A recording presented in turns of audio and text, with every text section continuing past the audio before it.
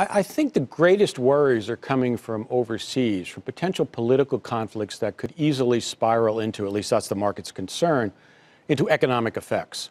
In Europe, of course, everyone knows, and everyone's been following this, the dramatic story of Brexit in the Parliament, where they're going to start their debate today. If that goes through, it seems now that the government, at least May's administration, has to some degree lost control of the debate and of the direction of where it's going to go. Well, we all know that the story about markets with uncertainty, no one likes it. But this one is a real effect. If there is a disorderly process, whatever it ends up at, it will be just as damaging, I think, for the British economy as it will be for the European economy. Well, the European economy is one of the biggest economies in the world. Right now, it is edging towards recession. We had a negative GDP in Germany in the third quarter. In Italy, it was flat. It looks like it's heading towards recession. This could easily tip it into it, and a very serious recession. So you have that concern. I think it's less of a concern, but more of a story, perhaps, is what's going on with the U.S. and China. I don't think that is going to, and I never have, that that's going to end up in a full-fledged trade war where everyone just keeps escalating and you have no process for solving it.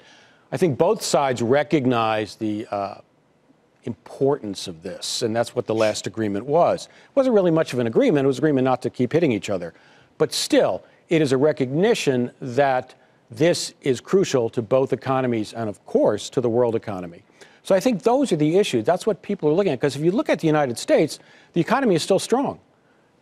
Job growth is good. Wages are starting to rise. The things that you normally look at to judge an economy in the U.S. are doing reasonably well, actually doing better than reasonably well. So I don't think that's the issue. I think it's overseas and it's more fear than actuality. What's interesting about that conversation is that it seems as though there is a theme that unifies both of those, and that is the political environments in which these leaders are operating in. Absolutely. Theresa May, the UK Prime Minister, and President Trump, President Xi on the trade tariffs front. So is that political discussion going to drive the story going forward as well?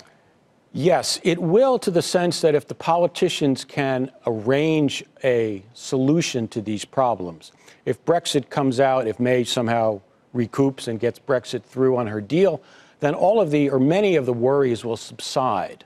And it will be a boost for the European and the British economies, only because they're not so concerned about it now. But if they don't, and the problem is you're looking at what political processes, especially, and you've seen this in Parliament, can come up with much different solutions than you expect. And if that happens, if the emotions end to take over the process, then you start to get real effects. Because what will happen is, it's not that Brexit and the discussion in Parliament will cause an economic effect, but people will start to change their perceptions and their actions based on it.